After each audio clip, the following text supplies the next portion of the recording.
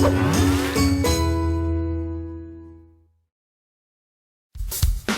힘이 되는 이야기 이만기의 만만한 꽃 이만기입니다. 이은민입니다. 네, 임씨. 네.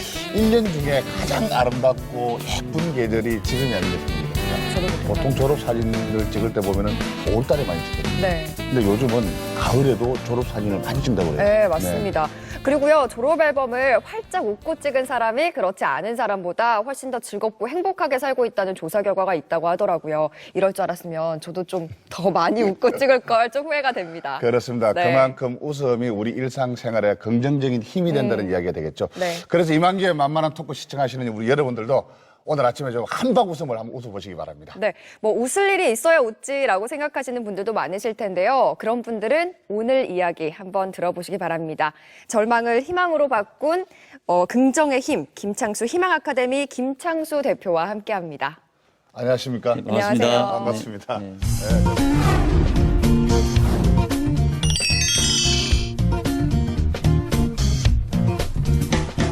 희망 아카데미라고 말씀해 주셨는데 구체적으로 무엇을 어떻게 하는 곳입니까? 김창수 희망 아카데미는 제가 이제 강의를 하는 강사인데, 네.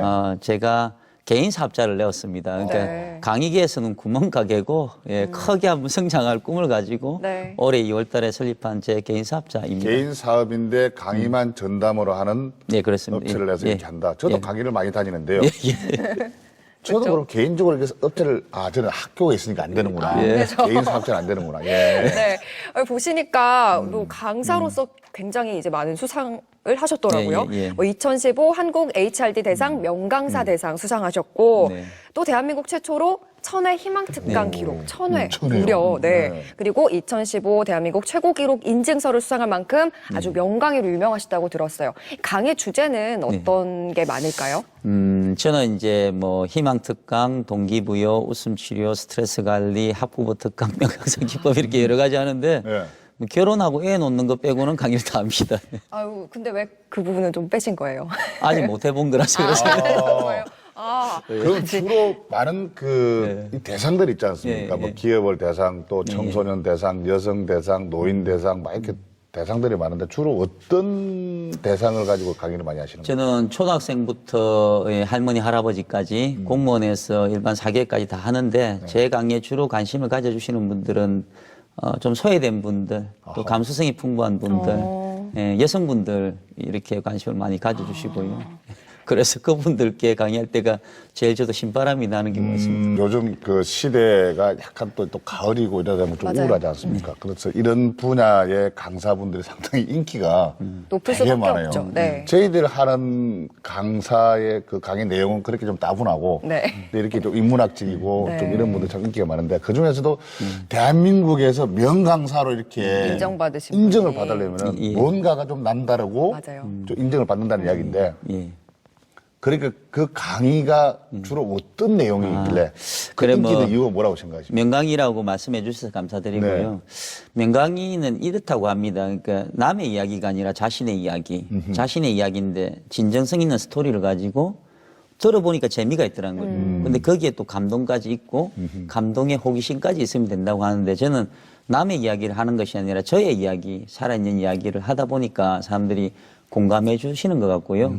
제가 뭐 성공한 사람은 아니지만 같이 눈물을 흘릴 수 있고 예. 같이 웃을 수 있다 보니까 그래서 많은 분들이 이렇게 공감을 해 주시는 것 같아요. 그래서 강의를 시작한 지가 얼마나 되신 거예요? 저는 기업에서 사내 강사를 9년을 했고 그때는 부업으로 했죠. 이제 부업으로 했고 전문적으로 강의를 시작한 건 2014년 1월부터니까 강의한 지는 11년이고 전문 강사로 한 지는 이제 2년째 되는 거예요. 그럼 2014년에 시작해서 연 1000회 정도의 강연을 하신 거면 거의 매일 강연을 하신 거나 마찬가지신데 예, 예, 예. 뭐 강연계의 장윤정 뭐 이렇게 좀 비교를 해도 괜찮을까요? 아니, 그 정도는 아니고 네. 그냥 뭐 저는 기부 특강도 많이 하고요. 그래서 이제 또 돈을 많이 주셔도 좋고 안 주셔도 좋고 뭐 나누면은 꼭 물건을 나누는 것도 있지만 강연으로도 나누는 것도 있으니까 그래서 뭐 강연은 거의 매일 정도 하는데 정말로 스타 강사가 되고 싶은 꿈은 있고요. 아직까지 이제 그분을 보고 스타 강사는 아니고 이제 한 단계 한 단계 올라가고 있는 단계라고 보시면 됩니다. 직업이 이제 2년 되셨다고 했는데 예, 그 예. 전에 어떤 직업을 가지고 계셨어요? 저는 토목공학을 전공하고 건설회사에서 16년 근무했습니다. 그래서 뭐 푸르지오 아파트로 유명한 대우건설에서 16년 오호. 근무를 했었습니다. 네. 그러면은 흔히 말하는 그런 정말 대기업. 예, 예, 예. 저도 뭐 한때 이제 그런 쪽에 뭐 아파트 살았으니까. 네, 아파트. 그러면은 IMF 때문에 네. 예를 들어서 뭐 혹시 나오시게 된 겁니까? 제가 그 정도 나이는 연패는- 아직 안 됐고요. 네. IMF 때 입사를 했습니다. 그래서 그때는 정말 뭐 신이 준 기회를 잡았다고 할 정도로 97년도에 입사를 해서 98년부터 정식 사원이 되었으니까 그냥 그렇게 열심히 근무를 하다가 뜻한 바가 있어서 이제 희망퇴직을 하게 되었습니다. 근데 취업 자체도 사실 IMF에 했다고 하시면 굉장히 힘들게 취업을 하신 거고 또 요즘 같이 취업난이 계속 이어지고 있는 이런 상황에서 그것도 대기업을 왜 좀 스스로 나오신 건지 특별한 이유를 좀 듣고 싶어요. 예, 그러니까 이제 이렇게 시작하면 이제 사람들이 울기 시작하는데요. 네. 저희 집에는 희귀병, 백혈병과 유사한 희귀병 2명, 암 1명, 치매 1명, 4명의 아픈 가족이 있어요. 근데 이제 이분들 1년 병원비 생활비가 뭐 연봉 1억으로 감당이 어려울 정도로 그래서 이제 계속 빚이 쌓여가서 제가 스타 강사가 되고 싶어서 나온 거는 스타 강사 되면은 연봉 1억이 아니라 뭐 10억도 벌고 20억도 벌 수 있겠다는 그 희망을 가지고 회사를 이제 희망퇴직하게 된 거죠. 그러면 치료비가 1년으로 따져서. 예, 예, 뭐. 근데 그게 이제 희귀병이 이제 그냥 단순간에 어떤 뭐 수술을 해서 낫는 예, 예, 병이 아니고 그렇습니다. 예, 예, 예. 1년도 계속적으로 지속적으로 치료를 예, 해야 예, 되는데 예. 치료비가 얼마 정도 들던가요? 그 뭐 어떨 때는 8천, 뭐 어떨 때는 1억 이 정도인데 치료비에 생활비까지 포함이고 예를 들어서 안 아픈 저희는 라면을 먹고도 삼시세끼를 먹고도 일주일은 견딜 수 있다고 하면 아픈 분들은 몸에 좋은 걸 드셔야 되잖아요. 그죠? 그런 뭐 생활비도 많이 들고 그래서 제 연봉만큼 어떨 때는 연봉보다 많이 그렇게 이제 들어가고 있죠. 웬만큼 그 정도 아까 말씀드린 뭐 치료비에 생활비 뭐 이렇게 또 다 이렇게 포함을 한다면 상당히 그 정말 어지간한 큰 자산가도 감당하기 힘든 그런 상황인데 그러면 그렇게 치료비를 그 전에 네 분의 어떤 치료비를 감당하기 어려울 정도의 그런 집안의 형편 사정이 어려웠습니까? 뭐 지금도 마찬가지고요. 그래서 근데 뭐 그냥 제가 그 병원비를 댈 수 없을 정도면은 눈물나게 제가 뭐 진짜 뭐 불쌍한 방송에 나와야 되겠지만 그래도 강의하고 대기업 다니면서 들어오는 돈이 다 병원비 생활비로 나가고 있고 지금도 마찬가지고요. 지금도 그 지출의 임계점을 넘어가지를 못하고 그냥 벌어서 다 나가는 이 정도를 유지하고 있습니다. 참 집에 아픈 사람이 한 사람만 있어도 네. 그 집안에 우환도 있고 참 집안 전체가 다 거느려진다는 그런 걸 말씀 많이 하시는데 4명씩이나 한다고 네, 한다면 비용도 문제고. 근데 그런 생활이 집에서 언제부터 그럼 시작이 된 겁니까? 시작은 1996년도에 이제 제 대학교 3학년 때 어머니께서 직장암 말기 선고를 받으면서 그래서 직장암 말기는 대부분 다 가능성이 없거든요.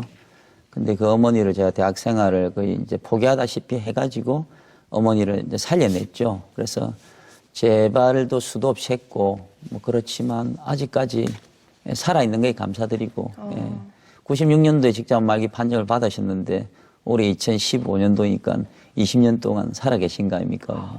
1996년도부터 저희 집은 이제 병가의 싸움이 이제 시작되기 시작한 겁니다.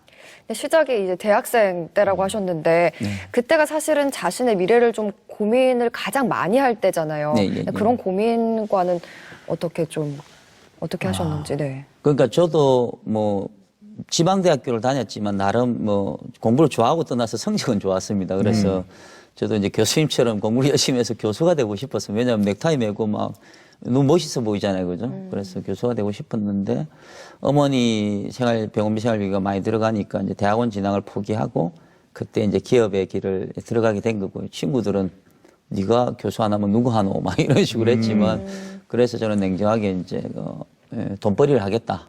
그래도 이제 주어진 기회가 좋았고 그래서 이제 대기업에서 건설회사를 시작하게 된 거죠.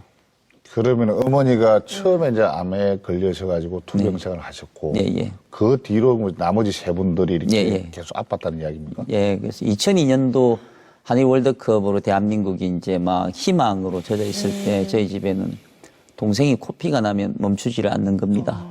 그래서 뭐 서울대병원을 찾아갔죠. 근데 그때는 병명도 없었습니다. 왜냐하면 코피가 나면 안 멈추면 죽는 겁니다. 근데 왜 코피가 나는지를 모르는 겁니다. 그래서 2002년도에 이제 절망의 시기에서 희망을 갖자라고 동생 손을 부여잡고 많이 울었죠. 예, 울고 나면 속이 후련해지잖아요. 울고 또 힘내자, 울고 또 힘내자. 그렇게 2002년도에 또 다른 이제 고비가 온 거죠. 저희 집에. 그러면 또 동생분 또 이외에는 또 어떤 그래서 이제 있었는지. 동생 이제 그때 서울대병원에서 고수식 수술을 한번 해보자 이래 된 거죠. 네. 대한민국에서 이유는 모르지만 백혈병과 유사하니까 근데 고수식 수술을 하자고 했는데 지금은 국가에서 지원금이 많지만 그때는 국가 지원금이 없었어요. 그래서 이제 리비아라는 나라에 이제 해외 근무를 자원하게 되었죠. 그래서 리비아 가면 2년 벌어오면은 동생 고수식 수술비도 벌고 뭐 집도 사주고 차도 사줄 것 같아서 그래서 2003년도에 이제 동생 고수식 수술비 벌려고 리비아라는 나라로 2년 동안 근무를 하게 가게 됩니다. 그럼 그때 리비아로 가게 된 동기가 그러면 동생 고수식 수술비 벌려고. 그럼 국내에 있을 때는 국내에 있을 때는 예를 들어서 5천만 원이라고 하면 네. 해외 나가면 7천만 원, 8천만 원 주는 거죠. 좀 더 많이 받고 좀 더 많이 주니까 그래. 한참 많이 주는 거죠. 네, 그렇죠. 예. 그래서 자원으로 이렇게 신청을 해서 나가게 네, 되죠. 예, 그렇습니다. 네. 타국에서 이제 그렇게 아프다는 소식도 알고 있고 네, 예. 동생도 그렇고 어머님도 그렇고 예, 예. 그런 아픈 가족들을 두고 이제 해외에 나가 있으면 그런 본인의 참 심정들은 말할 굉장히 수가 없죠. 좀 마음이 많이 아팠을 것 같은데. 그 리비아 근무할 때 직경 100km에 사람이라고는 저희 현장 사이트 직원밖에 없었습니다. 우리 현장 직원 이제 다 삼국인들하고 한국 사람 직원이었는데 열심히 돈을 벌어서 이제 가족은 행복해졌죠. 이제 돈이 조금씩 불어나니까. 근데 그때 또 한국에서 또 전화가 오게 돼 할머니 치매로 쓰러지신데 이제 답이 없다. 그래서 이제 너무 사는 게 너무 억울하더라고요. 저도요. 그래서 이제 몸을 혹사시키면 정신이 이게 바로 선다라고 저는 그걸 알고 있어서 이제 삭발을 하게 되었습니다. 왜냐하면 57도까지 올라가는 나라에 햇빛을 보고 삭발해가 있으면 머리가 있거든요. 그래서 뭐 참아야 돼. 막 이렇게 하면서 그러다 보니까 뭐 리비아에서 삭발도 3번 하고 남들이 좀 제정신이냐고 이렇게 물어보면서 그렇게 네. 생활했었죠. 근데 그렇게 이제 2년을 일하셨는데 네. 동생분은 그런 희귀병에 대한 수술을 좀 받으셨나요? 그래서 2005년도에 귀국해서 고수식을 하진 않았습니다. 왜냐 그러면 이제 백혈병과 유사한데 백혈병이 아니니까 고수식을 한다는 게 엄청난 이제 무리수가 있었던 거죠. 그래서 이제 고수식 수술을 안 하고 몸에 좋다는 거 뭐 예를 들어서 뭐 진짜 대한민국이 좋다는 거는 뭐 민간요법으로 다 구해 먹이고 서울대에서 수혈하고 이렇게 삶을 그냥 지속하게 하고 그 대신 동생 집 사주고 차 사주고 이렇게 또 살았던 적이 있습니다. 그럼 그때도 마찬가지로 그러면 이 병명을 전혀 몰랐던 거예요? 그때 병명은 희귀병인데 이제 뼈가 딱딱하게 굳어가면서 피 속에 있는 골수가 말라가는 병인 거죠. 그래서 이제 골수가 마르니까 피를 생성 못 하는 피를 건데 생성도 못하고. 일반인들은 잘 모르니까 그냥 백혈병이라고 그럼 계속 몸이 말라져 가겠네요. 그러니까 뭐 제대로 영양분을 피를 생성 못 하니까는 그렇게 좀 다른 뭐 치료법은 없던가요? 치료법은 없습니다. 그러니까 이제 그런 병은 고수이식을 하는 것인데 동생은 골수 자체가 없다 보니까는 고수이식을 해도 의미가 없었구나. 의미가 없는 거예요. 그래서 수술을 안 하고 이제 그냥 잘 먹고 잘 살자 쉽게 말해서 그렇게 살았던 적이 있습니다. 지금도 마찬가지고. 그렇게 열심히 밖에까지 나가서 네. 하시고 또 뭐 이랬는데 좀 저도 들으니까 아니, 그 마음이 너무 아프고 앞쪽에 안타까워요. 네, 진짜. 처음에 네. 첫 오프닝 때는 오늘은 좀 웃자. 네. 밝게 시작했거든요. 밝게 시작을 했는데 이렇게 가면 갈수록 이야기 들어보니까 진짜 우리 많은 청중분들이 왜 눈물 왜 참 흘리셨는지 눈물을 흘려야 되는지 알 것 알겠고 같아요. 근데 본인 스스로도 참 하늘도 무심하시지 그렇게 이런 생각이 참 안 할 수가 없었을 것 같아요. 그래도 엄마 그랬고 동생이 또 그 골수가 말라가는 그런 희귀병에 걸렸고 또 할머님이 치매 할머님도 치매로 또 쓰러지셨고 그게 끝은 아니었죠. 그럼 나머지 한 분이 또 계시는데 그 이제 고수식을 동생 고수식을 2011년도에 결정하게 됩니다. 동생이 이제 그때 다시 코피가 나서 막 생가사를 오가면서 고수식을 할 때 이제 가족에게 제일 먼저 맞는 사람을 찾거든요. 엄마 아버지 안 맞고 쟤 안 맞고 누나가 맞았는데 그 누나 몸도 이제 동생 몸이랑 비슷하다는 걸 그때 이제 알게 된 겁니다. 근데 누나는 불편함 없이 그냥 일을 안 하니까 예, 그때 이제 누나 병을 앓게 되고 이래서 이제 좀 고민을 많이 하게 되었던 적이 있고 누나도 어떤 병으로? 그래도 같은 동생이랑 같은 병이더라고요. 동생의 가중이 100이라고 하면은 이제 네. 누나는 한 80 정도인데 그래서 이제 다시 찾다 보니까 어머니는 연세가 많아서 안 된다고 생각했는데 어머니 고수랑 동생이 또 맞는 걸 또 알게 된 거예요. 그래서 이제 2011년도에 동생 고수 이식을 이제 서울대학교 병원에서 하게 되었죠. 그럼 그때까지 그 모든 병원비를 모두 혼자서 대신 거예요. 그러니까 저희 고향은 이 경남 어령의 내가구 산골 마을인데 어령에도 내가구 산골 마을이 있거든요. 네. 그래서 동네를 다 팔아도 뭐 1억이 안 되는 동네입니다. 지금 공시지가로. 그러니까 그 병원비를 그래서 제가 대기업 다녔으니까 그냥 열심히 들어오면 열심히 나가는 게 이제 20월 월급날 들어와서 20월 나가면은 제로섬 되고 좀 빚지고 제로섬 되고 빚지고 이런 인생을 계속 살고 있는 거죠. 지금 그걸 몇 년째 하고 계시는 거예요? 96년도 저희 이제 어머니 아프기 시작했으니까 뭐 제가 97년 입사했으니까 18년, 19년 동안 제가 벌어서 쓰고 벌어서 쓰고 벌어서 쓰고 이렇게. 그럼 병간호를 할 수 있는 사람도 좀 필요하지 않습니까? 그 네 분이 그럼 이렇게. 네. 저 원래 한 사람이 아프면 이 가족들이 돌아가면서 간호를 하곤 주로 하는데 간병인 네, 워낙에 이게 아픈 분들이 많은데 병간호는 또 누가 하셨는지 그 제가 궁금해요. 이제 휴직을 해서 네. 동생 골수식 할 때 하고 어머니 수술할 때 하고 하는데 지금 할머니 치매 요양병원에 계신데 이제 또 개인 간병인을 붙여서 하고 왜냐면 이제 돈을 또 벌어야 되니까 그래서 이제 그분이 쉬시는 날 제가 이제 거의 매주 고향에 할머니는 고향에 병원 계시니 가서 간병하고 제 인생은 돈 벌고 간병하고 돈 벌고 이렇게 좀 그럼 살아가고 18년째 지금. 그렇죠. 예, 제 운명이다 생각하고 지금 지금도 계속적으로 그 네 분의 할머님도 병원에 요양병원에 예, 계시고 예, 예. 어머니는 아직 투병하고 계시고. 어머니 이제 집에서 왔다 갔다 지금 이제 왔다 그 갔다 병을 알아시니까는 여기저기 막 고장이 막 나시잖아요. 그죠? 아이고. 근데 병원비만 해도 굉장히 힘드실 텐데 아까 또 휴직을 하셨다고 얘기했고 뭐 그러다 보니까 아무래도 생활에 문제가 굉장히 많이 있을 것 같아요. 그래서 이제 돈을 벌려고 강의를, 아르바이트 강의를 한 거고, 근데 강의를 하려고 하다 보니까 대한민국 강사가 너무 많더라고요. 그래서 이제 책을 쓰면 좀 불러주지 않겠나 싶어서 책도 5권이나 썼는데, 아직까지 베스트셀러 작가는 안 될 것 같고, 그래서 끊임없이 또 이제 남들하고 다르게 좀 해보자. 그래, 책도 쓰고, 뭐 또 봉사활동도 하고, 뭐 이런 이야기, 인생을 쭉 살아가다 보면 언젠가는 쨍하고 해뜰 날 안 오겠나. 이렇게. 저도 강의계 천하장사 한번 안 돼보겠나. 근데 지금 참 어떻게 보면은 희망 강의를 하고 계시는데 네. 본인 스스로 자체는 네. 희망 강의가 아니라 진짜 이렇게 희망이 안 보이는 것 같아요. 좀 계속 또 치료도 맞아요. 시켜야 되고 네. 또 간호도 해드려야 되고 그렇게 하시는데 근데 좀 이렇게 마음속으로 좀 답답하거나 뭐 이런 거는 느끼지 않으십니까? 그럼? 그 카메라가 잡힌지 모르겠는데 제 손을 이래 보시면 이제 이게 운동을 하신 분들 알죠? 예. 예, 정권 벗겨져서. 단련을 어마어마하게 했죠, 그죠? 저는 정권 단련을 하려고 운동한 게 아니라 힘들고 어려울 때 이제 벽을 치고 방바닥을 치는 거죠.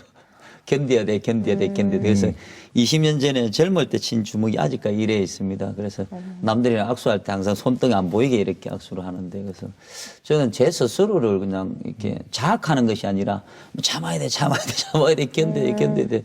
스스로를 마인드 컨트롤을 하면서 살아오다 보니까 희망 강의를 하는 거고 남들이 야, 네 인생도 희망이 안 보이는데 왜 남에게 희망 강의를 하냐고 그렇게 말씀하신 거예요. 근데 이게 지금 굳은살이 그러면 있는 거예요? 예. 근데 이게 그렇게 얼마나 아니 이게 얼마나 바닥을 벽을 쳤길래 그렇게 손이 아주까지 예, 아직까지. 네? 그리고 운동하신 분들도 제 손 보면 그냥 이렇게. 저서도 좀 고분 놈인데 네, 그거 하나도 없으시네요, 그럼. 그래 그만큼 인생이 좀 좌절스럽고 예. 좀 뭐라 그럴까 좀 이렇게 좀 그 부정적인 시각을 좀 많이 처음에 어렸을 때 가졌겠어요. 예, 저도 사람이고 뭐 신도 아닌데 좀 깝깝하잖아요. 뭐 저도 뭐 대학교 때 남들처럼 막 뭐 MT도 가고 놀러도 다 가야 되는데 전 MT 갈 돈도 없고 놀러 갈 돈도 없고 뭐 졸업여행을 제주도를 갔는데 그 졸업여행도 돈이 없어서 못 갔으니까 남들이 그 이야기하면은 야 아버지 이야기하지 말고 네 이야기하라고 막 그러시는 분들 그게 사실이죠, 사실. 그럼 희망퇴직은 그럼 왜 하셨어요? 빚 갚으려고 했습니다. 퇴직금. 그 제가 빚이 이런 이야기하면 장가갈 확률이 점점 떨어지는데 빚이 총 6억 정도였는데 2억이 이제 신용대출이었습니다. 대기업 다니까 뭐 신용대출이 2억씩 내주더라고요. 쓸 때는 좋았는데 월급 가지고 안 되니까 그 신용대출 2억이 막 이 사람 목을 막 재우더라고요. 그래서 이제 대기업은 퇴직금이 있고 희망퇴직금이 있습니다. 16년 다니까 퇴직금에 희망퇴직금 합쳐서 한 2억대 돼요. 그래서 이제 이거 좀 갚자 이렇게 깔끔하게 갚고 뭐 4억은 뭐 여기저기 끌어선 담보대출은 뭐 날라가더라도 길거리 나오면 되지만 이 신용대출은 잡혀가서 막 죽을 것 같은 그런 강박관념. 그래서 퇴직금 비청산 하려고 했고. 근데 그래도 퇴직금은 이렇게 더 이제 근무를 오래 할수록 더 많아질 수도 있는 건데, 근데 그나마 직장에 있어야지 이제 월급이 나오면서 좀 살만하잖아요. 근데 회사를 그만두고 나는 어떻게 살아야겠다 이런 계획을 애초에 좀 세우시고 나온 거예요? 그 이제 큰 울타리를 벗어난 거 아닙니까? 사실은 대기업들, 지방대 나와서 대기업들 하기 쉽지 않거든요. 그쵸. 근데 어마어마한 울타리를 벗어나서 이제 대기업에 있으면 1억은 그냥 줍니다, 솔직히. 월급 한 800만 원 준단 말이죠. 근데 이걸 가만히 받고는 계속 빚이 늘어나니까 어떤 선택을 해야 되는 거죠. 그 선택이 뭐냐면 제가 도둑질 할 수 없잖아요, 그죠? 네. 뭐 싸움에서 돈 뜯을 수 없잖아요. 그래서 이제 강사회가 천하장사 되면 뭐 돈도 뭐 수십억 원 벌겠나. 이렇게 해서 1억을 버리고 울타리를 벗어나서 놓으니까 사람들이 미쳤다고 그러더라고요, 제보고. 미친 거 맞다고 이렇게 하면서. 그러니까 아니 누가 보더라도 대기업 다니다가 강의라는 게 또 네. 굉장히 추상적이잖아요. 네, 그렇습니다. 성공할 확률도 굉장히 낮고. 근데 그걸 어떻게 견디셨어요? 그럼? 그래서 책을 또 쓰게 됩니다. 책을. 왜냐하면 외롭고 힘들 때 책만큼 좋은 게 없더라고요. 그래서 저는 이제 책 쓰기 방송을 유튜브에 사고 하는데 책을 쓰자 힘들 때. 그래서 이제 일기를 쓰는 거죠.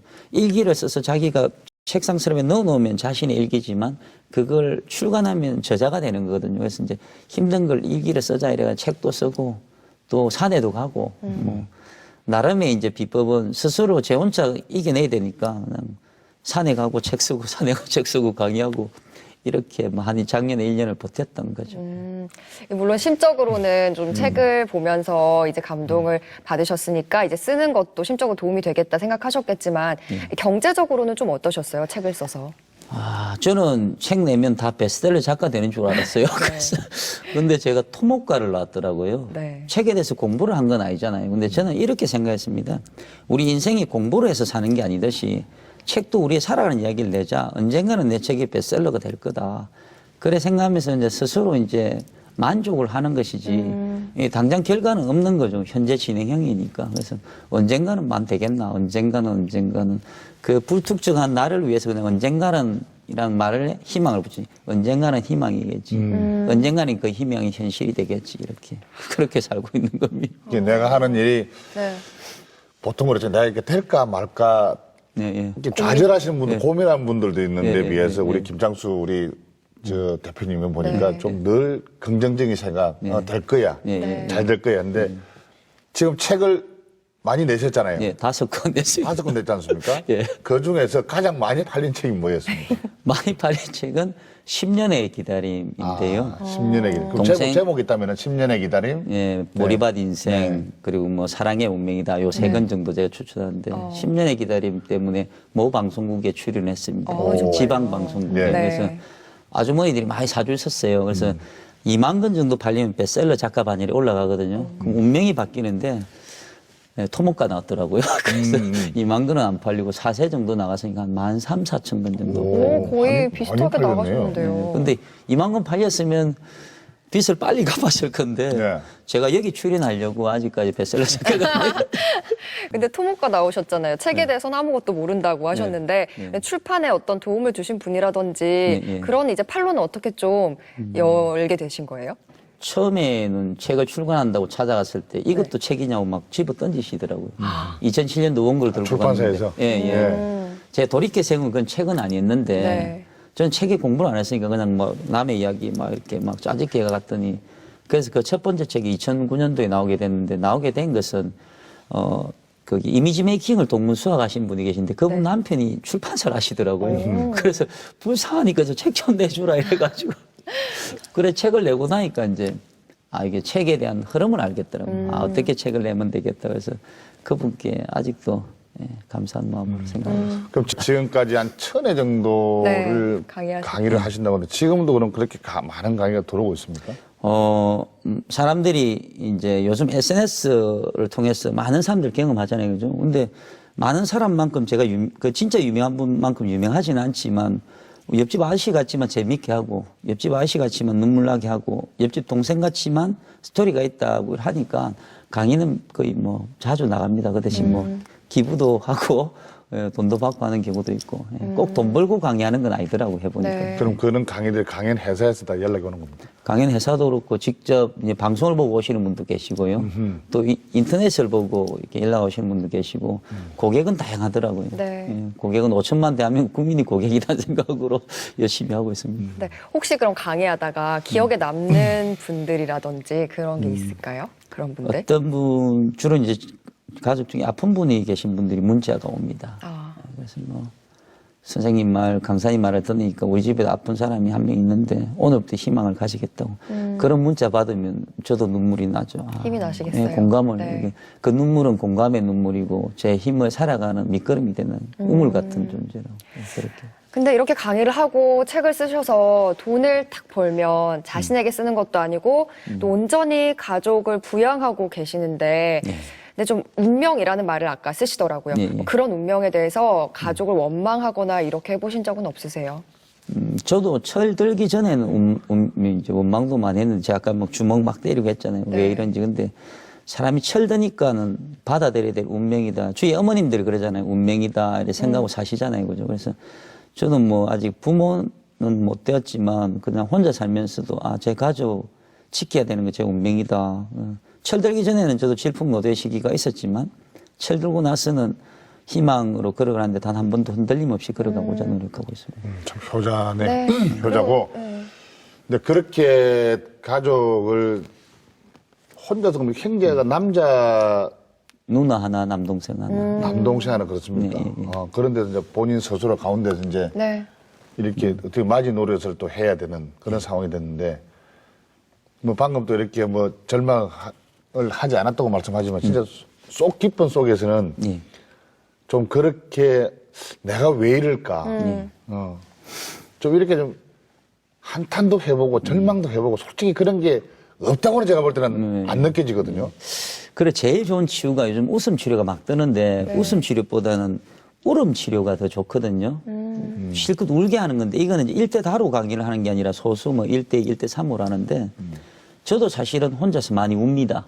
네. 혼자서 그냥 울면 바보지만 이게 좀 불쌍한 사람들 나오는 프로그램 있잖아요, 그죠? 뭐 보면 실컷 보고 울죠. 아유, 저래도 사네. 막 이러면서 그러면서 저 사람보다 내가 낫겠나. 그래서 저는 나름 그래도 뭐 책도 쓰고 다른 사람들이 평범한 사람보다 조금 이렇게 성공하려고 노력하는 사람 같다 이렇게 하면서 보면서 울고 실컷 울고 나면은 남들 앞에서 우는 건 아니고 혼자서 실컷 울고 나면은 절망이 또 때론 희망으로 됩니다. 근데 뭐 웃고 이렇게 하는 것도 도움이 되지만 네. 진짜 너무 슬프거나 기분이 안 좋을 때 막 소리내서 울다 보면은 이게 뭐 카타르시스라 그러나요? 네. 자기 정화 이런 게 그래도 뭐 짧지만 되는 것 여성분들은 같단 알죠. 말이에요. 왜냐면 많이 우시니까. 네. 남자분들은 잘 모릅니다. 실컷 울고 나면 여기 후련해집니다. 시원해지는 그런 게 있는 것 또 같아요. 다른 희망이 나는 생깁니다. 울고 나니까 눈이 띵띵 붙던데요.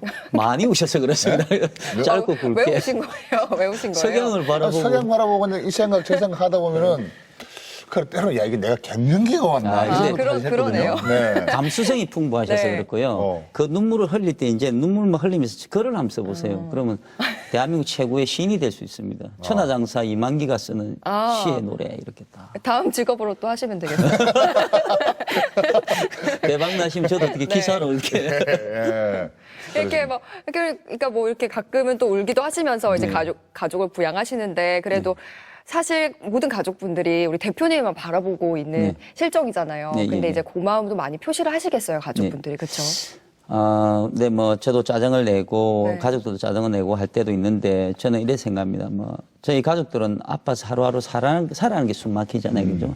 근데 저는 돈만 벌면 되니까. 그래서 저도 짜증을 막 나고 나면 돌아서서 이제 문자 보내고 전화하고 이래 하는데, 그래 하여튼 저도 제 스스로 마음을 잘 다독거리려고 노력하고는 있는데, 일반인이다 보니까 저도 욱 짜증이 날 때도 있고, 네. 뭐 그럴 때도 있고, 항상 또 가족들이 고맙다고 문자 보내고 전화해주고 그것도 힘이 되고 뭐 그렇게 살아가는 소시민의 이야기이죠. 자, 아픈 자신의 이야기도 네, 이렇게 웃으면서 이야기할 수 있다는 것 자체가 참 마음이 그만큼 넓고 바다처럼 이렇게 좀 희망적이다 생각이 되는데 지금 그럼 가족분들 건강은 다 괜찮으신 거죠? 하루하루 살아서 함께 숨 쉴 수 있으니까는 행복한 거고 감사한 거고 병원 ING조 진행형이고 언젠가는 저희도 가족 사진 찍고 언젠가는 가족과 함께 제주도라도 놀러 갈 수 있는 날 안 오겠냐. 뭐 그런 날 생각하고 있고, 예. 뭐 다 건강해졌으면 제가 여기는 못 나왔겠죠. 그죠? 건강하지 않고 오늘도 만만하지 않은 세상을 만만하게 보고 들이대고 있는 거 아닐까. 그죠? 예, 네. 그러다 보니까 여기 출연할 수 있는 영광도 주어진 것 같고, 현재 진행형. 네, 잘 나오셨어요. 네, 감사합니다. 네. 네, 그 대표님께는 좀 가족의 의미가 남다를 것 같은데 가족의 의미라고 하면 어떻게 말씀해 주실 수 있을까요? 뭐 하루하루 살아서 숨 쉬는 것에 감사하다고 말씀드렸는데 숨 쉴 수 있다는 건 산소가 있었죠. 저희 가족은 저에게 산소와 같은 존재이고 제가 아픈 가족이 없었다고 하면 책도 못 썼을 거고 이렇게 세상과 이렇게 밝음으로 소통하지는 않았을 것 같아요. 저도 아주 내성적인 사람이라서 예, 이제 혼자 지내는 걸 좋아하거든요. 근데 가족 덕분에 세상과 소통하게 되고 세상과 나올 수 있게 되었으니까 저에게는 가족이 아픈 가족이 산소와 같은 존재라고 생각합니다. 근데 저 같은 경우는 사실 그렇게 막 굴곡 있는 삶을 산 것도 아닌데도 뭐 매일 좀 짜증이 나고 네. 부정적인 마음을 가지고 그런 적도 많거든요. 네, 네. 근데 이렇게 좀 시련도 있으시고 고난도 있으셨지만 무한 긍정할 수 있는 이런 힘이 어디서 나온다고 생각하세요? 저는 이제 봉사활동을 시작한 지 10년 정도 되는데요. 왜 봉사활동을 10년 했냐라고 하면 너무 힘든 거예요, 사는 게. 저희 가족만 바라보고 있으니까. 그래서 이제 저희 가족보다 어려운 분들에게 이제 봉사활동을 시작하자 이랬는데 한때는 청각장애우들에게 웃음 치료를 3년 한 적이 있습니다. 청각장애우들은 말을 할 수 있는데 말을 안 합니다. 자신의 말이 안 들리니까. 근데 제가 하 이걸 3년을 하니까 저를 보면 하 이렇게 합니다. 그 인사겠네, 그러면. 인사 저를 보면 하하하 하는 거죠. 그래서 그분들을 바라보면서 저분들은 평생을 단 한 번도 듣지 못하고 사시잖아요. 그죠? 저는 들을 수 있고 웃을 수 있고 볼 수 있으니까 행복하다. 어떻게 보면 그분들이 저에게는 또 삶을 살아가는 또 기운을 주시는 분들. 그래서 소통을 하고 있고.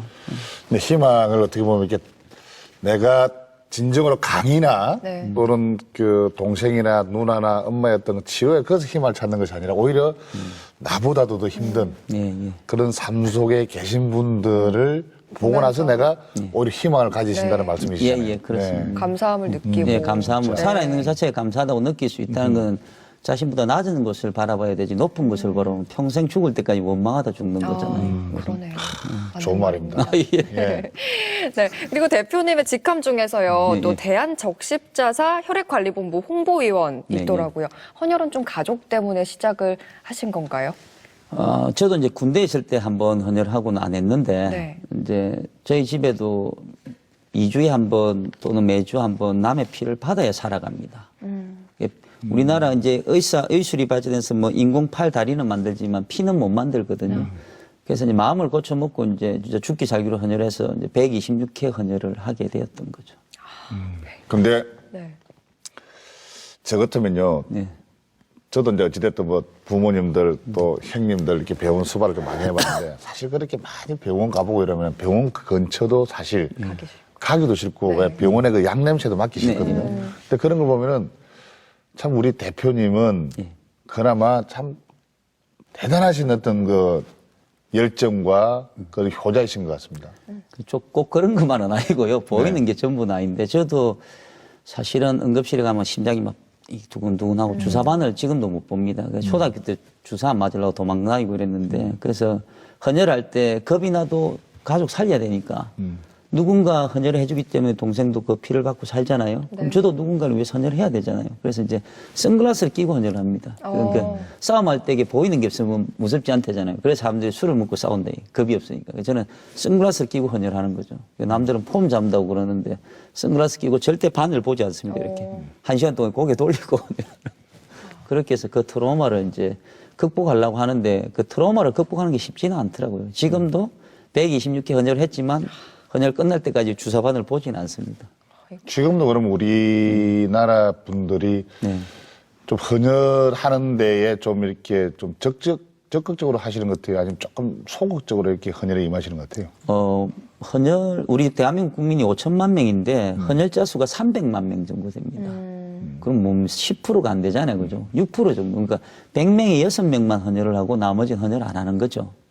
왜냐하면 필요성도 못 느끼고 뭐 헌혈하다가 뭐 잘못되면 어떡할까 이렇게 걱정하시는 분도 있고 그래서 적극적이지 않은 것이 아니라 관심이 없는 분들도 사실 솔직히 많으십니다. 근데 직접 헌혈하는 걸 넘어서서 네, 네. 홍보위원이라고도 이렇게 돼 네, 있으니까 네. 직함에 헌혈 홍보도 좀 직접 하신다고 들었어요. 이제 뭐 홍보대사는 연예인이 하는 거고 네. 저는 아직 연예인이 아니라고 홍보위원 네. 시켜주더라고요. 길거리에서 이제 피켓 들고 5시간을 뭐 피가 부족합니다. 뭐 이렇게 5시간을 막 미친 자고 떠들면서 사람들이 지나가다가 저 미친 사람 아니네 이러면 들어와서 헌혈을 해주시는데요. 그냥 일반적으로 하루에 헌혈을 한 50명 한다고 하면 제가 길거리에서 피켓을 들고 서 있으면 80명 정도 헌혈을 하는 거니까 제 때문에 30명이 헌혈을 하잖아요. 그죠? 예. 제가 230회 봉사활동을 했거든요. 제 때문에 6,900명이 헌혈을 하셨고 6,900명이 살아있고 제가 앞으로 살아있는 한은 계속 하겠다 이렇게 생각하고 그리고 우리 교수님이 또 연예인이시잖아요. 유명한 홍보대사. 스타 강사시고 어떠세요? 뭐 피도 많으실 것 같고 쭉쭉 뽑아보시면 괜찮으실 것 손자 같은데. 뽑아보라고요? 네. 아니, 근데 어떠세요? 저도 헌혈은 몇 번을 해봤는데 네. 근데 이게 타이밍이 잘 안 맞더라고요 보니까. 네 맞습니다. 예. 이게 어떨 때 갈 때는 그 조건이 있죠. 아니 술을 먹으니까 안 되고 그랬나? 예, 예, 예. 술 먹으니까 안 그전에 돼. 드시면 안 됩니다. 예? 피 받는 사람은 예의가 없는 겁니다. 그러니까 아니 하루는 네. 헌혈을 꼭 해야 된다 그래가지고 갔는데 어제 술 드셨지 그러더라고. 예, 그렇다 보니까 그러면 안 된대요. 네. 피가 묽어집니다. 네, 그래서 근데 뭐 아니 저도 이게 혈액의 정말 이게 소중함을 알고 있고 네. 그래서 우리나라 많은 분들이 지금 어떤 뭐 우리 참 나라를 지키는 우리 장병 아저씨들 특히 많이 하고 네. 네. 그 다음에 이게 대학생들이 좀 많이 하는 것 같아요. 맞아요. 아, 근데 그래 생각하는데 제가 길거리에서 230회 봉사활동 해봤잖아요. 군인의 헌혈은 강제성이 많습니다, 사실은. 저희도 군대에서 그러니까 남자의 헌혈자 수가 남는 군인 때문에 그렇고요. 실제는 여자가 많고 여자 중에 여고생이 많습니다. 중간고사 끝난 날 물밀듯이 밀려옵니다. 그래서 저는 그 대한독립만세를 외친 유관순 여사의 그 여고생의 열기를 저는 느낍니다. 17세에 독립, 18세에 그래 돌아가셨지만 대한민국을 지키는 건 저는 여고생의 힘인 것 같아요. 천하장사도 헌혈 많이 안 하시지만 진짜 아리따운 여고생이 와서 헌혈한다니까요. 시험 끝난 날 와서. 그래서 너희들이 대한민국의 기둥이다 이렇게 저는 이렇게 해주고 막 초코파이 더 주고 막 책도 선물해주고 이런데 사람들이 이 이야기하면 깜짝 놀랍니다. 남자보다 여자가 많이 하고 그중에 누가 많이 하냐면 여고생입니다. 여고생들이 많다. 상당히 뭐든 실천이 중요한데 몇몇만 저 홍보대사님 앞에서 많이 늘어나가 정말 죄송합니다. 예. 다음 실천을 잘 하도록 하겠습니다. 네. 자, 그런 사실 힘든 상황이라 한다면은 우리가 뭐 참 나살기도 바쁘고 힘든데 근데 굳이 이제 그런 봉사활동도 하고 또 헌혈도 하고 그렇게 해서 그 어떤 다른 의미 이런 걸 그럼 그래서 찾으시는 거예요, 그럼? 그러니까 이제 사실은 나눔 문화 확산에 많은 분들이 관심을 가지잖아요. 그래서 나눔이란 게 꼭 돈을 이렇게 나누는 것이라고 생각하시면 안 되거든요. 저는 돈이 없으니까 이제 피로 나누겠다.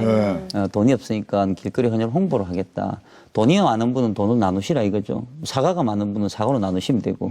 저는 튼튼한 몸이 있으니까 피로 나누겠다. 그래서 이제 제가 생각하는 나눔이라고 생각하고요. 나누고 나면 뿌듯하잖아요. 그래서 나누고 나면 영화표도 주고 막 뭐 화장품도 주고 하니까 나누고 칭찬 듣고 할 수 있는 거는 헌혈 나눔이 최고인 듯합니다. 돈도 많이 벌면 돈도 많이 나눌게요. 지금은 몸으로 나누겠습니다. 예, 그럼 다음에 네. 스타 강사가 되기 위해서 네.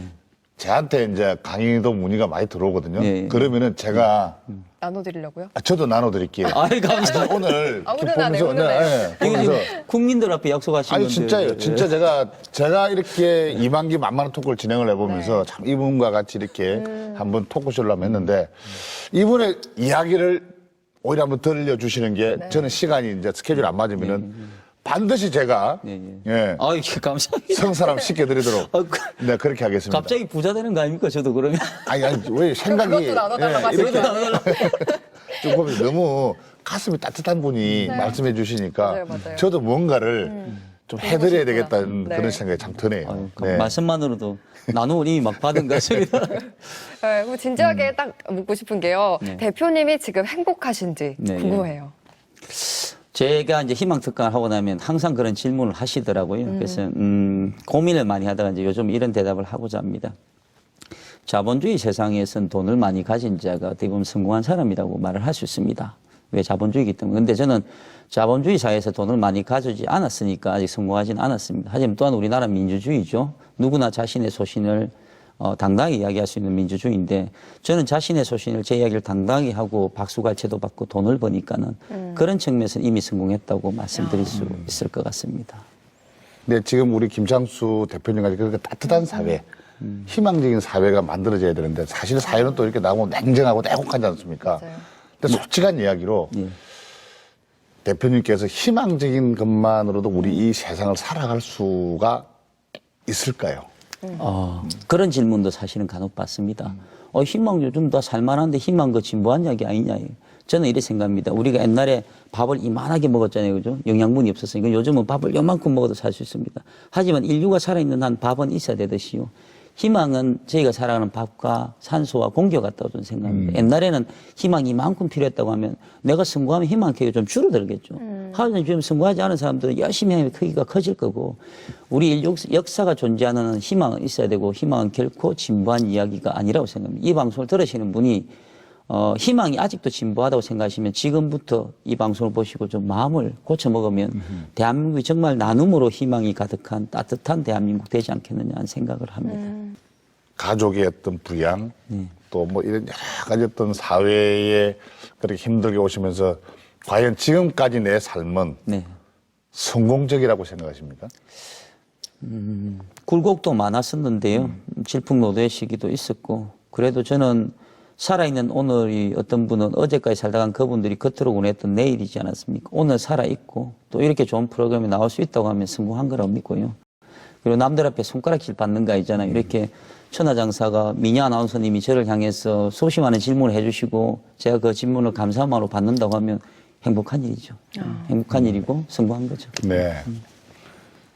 그 앞으로 정말 그 치유가 되는 희망의 메시지를 많은 분들에게 많이 참 전파를 해줬으면 하는 그런 그 생각을 한번 해봅니다. 네. 오늘 이만기의 만만한 토크에 나와주셔가지고 좋은 이야기 너무 감사드립니다. 아유, 제가 감사드립니다. 네, 고맙습니다. 감사합니다.